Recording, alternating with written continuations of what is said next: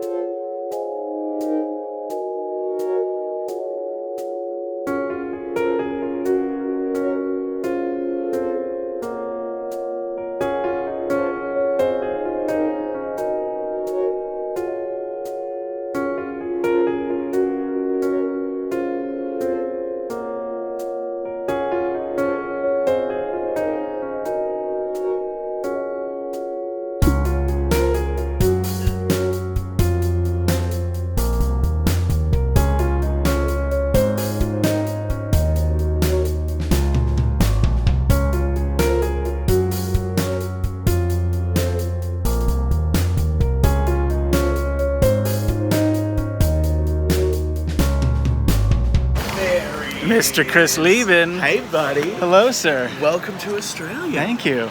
Let's get you out of here. There is something about the shape of the cars in Australia that is not quite American. It's a little bit different. I feel like I'm in a foreign country because the cars are just slightly shaped a little differently. What's different about them? I feel like you guys would have bigger cars because you have bigger everything. Yeah, they do seem a little bit smaller. Yeah. They're a little more round. That's just because we're in the city. The moment you start driving out tomorrow, everything will be bigger and they'll all be like rectangular bricks. Okay, I'm ready. Did your car just turn off?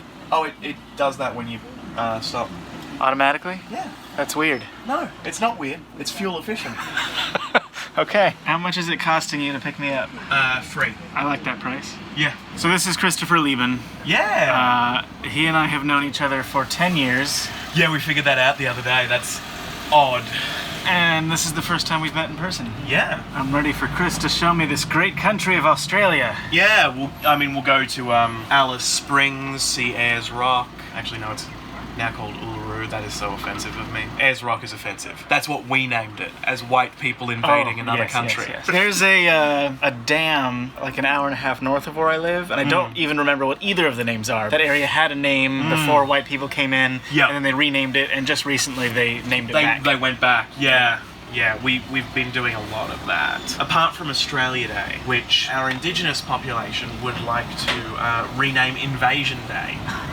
And I agree. When we were landing, the pilot of the plane was like, in 1750, they landed in Botany Bay, and that's when Australia Day. But he was all like happy about it, and I was like, You mean when we caused that massive genocide? yeah, that thing. So Chris owns a production company, Yes. and that production company just purchased this van for the purposes of hauling around equipment. Am I the first non-production You're the member of first this? person ever to be in this van other than me. Is this a cup holder? Yeah. What are you supposed to put in the cup? I think it's in case, because these are quite big. I think it's just to make it smaller. So you can put your cup in the cup holder. Yes. So Chris is doing a TED Talk on Wednesday. So he has to go practice for that right now. We're going to stop by a supermarket to get myself a SIM card so I have And an Opal card. so I can both travel and use the internet while I'm in this great country of Australia. That's right. Great country. Great country. Best country. Best country of Australia. Best country. I want you to denounce America. I want you to denounce the United States of America right now on camera. Well, we were just talking about how we have gay marriage and you don't have gay marriage. But we want it. 60% of Australians want it. Okay. And then like 12% are undecided. All right. And then the others are bigots. It seems like if that's the case, maybe it should be legal in this great country. But we have a conservative government in power. The Prime Minister wants gay marriage. He supports it. The conservative prime minister. The Conservative Prime Minister wants it, but the far right of his party won't allow it, and he currently holds power by a majority of one. We're having a postal plebiscite on the issue, which is basically a postal survey. It's costing $122 million to the Australian taxpayer. Basically, everybody is getting sent a letter. You have to fill out a form saying yes or no to marriage equality. But then it is non-binding. So it doesn't matter what happens. Why are they doing it? Yeah. This is going to be my first experience with Australian public transit. It's not great. It's not great? What's the public transport like in Missoula? Buses. Oh, okay, then Just this is buses. better. The buses are free though. What? Yeah. So Chris just went into that building right there to practice his TED Talk. I'm about to go into Woolworths right here to try to get myself a SIM card and an Opal card. This supermarket has multiple levels and escalators. I got myself a SIM card though. So I got myself an Opal card. This is what is used to travel on the trains and buses and stuff in New South Wales. I also got myself a SIM card so that I can use data while I'm here in Australia. Don't want to lose my actual SIM card, so I'm gonna put that in my wallet, and that goes in there. It wants me to connect to a Wi-Fi network first. Why? Use cellular connection. There's somebody up on the roof who is banging things with a hammer. It's very loud. So the SIM card thing has not worked out yet. I'll explain that in a bit, but for now, Chris has brought me to Ichiban Boshi, where we're gonna eat some ramen. Christopher. Yes. You just ordered, or attempted to order a beer. Yeah. And they're not serving beer yet. Because So it's 11:30 and they start serving beer at 12. You loudly exclaimed in the middle of a restaurant, which is not something we would do in America. Is that socially acceptable here? Oh no. What I will say is swearing is far more common, I think. Like, okay, what's the worst swear word? Probably. Yes, is the worst swear word. Yeah. Right? In Australia, you can go, oh, that dude's a and it'd be insulting, but you can also go, you know what? He's a good Yeah. and it can be a compliment as well. We have a very different way of dealing with swear Apparently, words. oh, my soda pop arrived in like an actual glass bottle with a pink straw. Dang. As the train was pulling up to that stop, the driver got on the little telecom system and was like, there's going to be a slight delay at the stop. I just have to check on something. It'll just be a second. It's really ambiguous and kind of that means disconcerting. that it's very, very bad. I don't have anything to secure this microphone to me right now, so I'm just draping it around my neck. Pardon my low production value. So what happened with the SIM card thing was that it turns out that the phone that I own is not unlocked. Because of that, I cannot put the SIM card that I bought into it. However, on the way home, Chris said something that reminded me that I brought my old iPhone with me because it has this anamorphic lens on it. I think this one might be unlocked. So I'm going to try to put the SIM card in this one. If that works, I'm going to be very happy with my younger self for keeping this iPhone around. All right, moment of truth. It says searching. Now it says no service. I've just turned this into a 2-camera shoot. Oh, there it goes. Vodafone AU 3G. Hey, it's working. Activate my SIM. Look at that. I got 4G. I got 4Gs, Chris. Cool, man. You not impressed with my 4Gs? No, I have 4Gs also. Oh. Wait, do I have 5Gs? Let me check. I have 5Gs. Well. That's one more G. Well, damn. How do I get another G? I don't know, maybe call G Unit?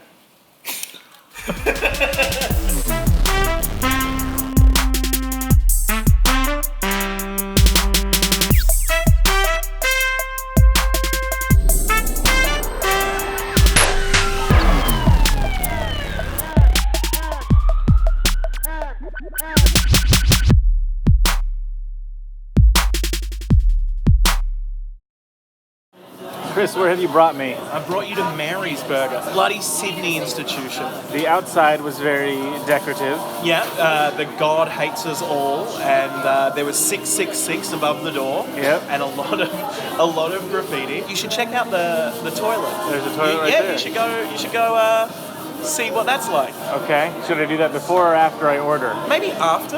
Okay. So the menu they have up on the wall. More over there. Graffiti all over the wall. They've got drinks behind the bar.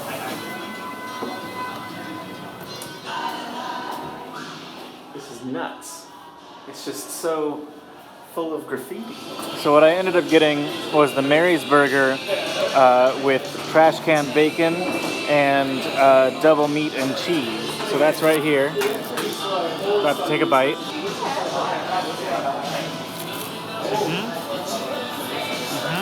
I mean, America's the home of burgers. So, as an American, what do you think? That's really good. That's really, really good. I told you. Let's give that 5 stars. Best burger in Sydney. I've been handed off. Chris handed me off. This is Creamy Middles. Which is not Oreos related. I thought it was Oreo related. It's apparently Simpsons related. Yeah. What is Pie Face? Pie Face is pie shop. You know, like meat pie? Meat pie? Yeah, Australian. Pie sounds like a sweet thing to me. I guess there's chicken pot pies. I can see people doing a class up there. Yeah. Oh yeah. Oh yeah.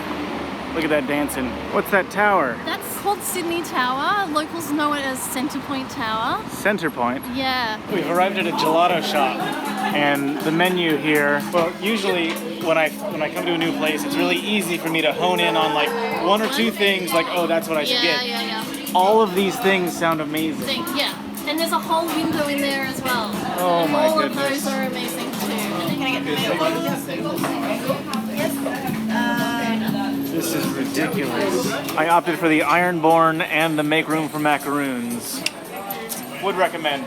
I'm gonna go with 4 stars. 4 stars? 4 stars. I would like to come back here and have more. It's a 5-star gelato place.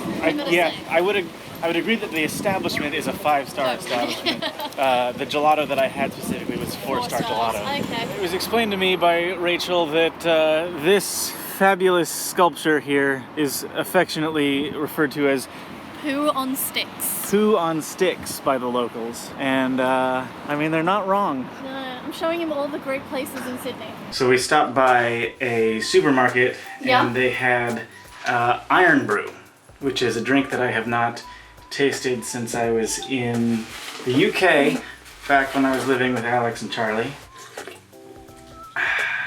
Yep. That's what it tastes like. They also had lychee drink, which I've never had, but I've tasted lychee fruit, and I do like that. So,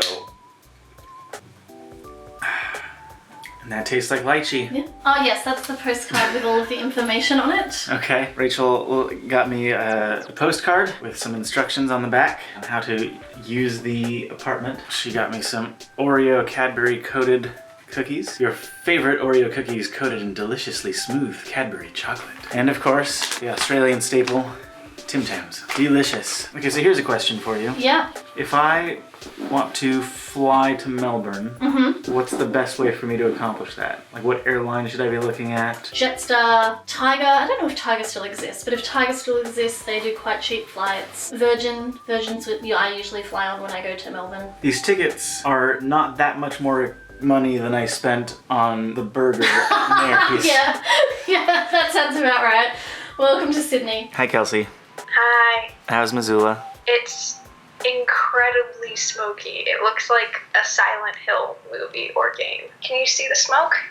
It looks pretty smoky. It's the end of my first day in Australia. So far, I feel like, based on what I've seen, Australia feels like a weird hybrid of the UK and the US. The Australian accent, obviously, is reminiscent of the English accent. The way the streets are built here, the way the buildings are built here, it invokes a feeling of Britain. But at the same time, there's a feeling amongst the Australians that's like, we do what we want. It's a kind of cavalier cowboy attitude that reminds me of what it's like being American. Certainly I've got more weeks to experience more of Australia. My thoughts on what Australia feels like might change over the course of this journey, but that's where they are right now. I'm very tired, so I'm gonna go to sleep. So, thanks for watching, and I'll see you tomorrow.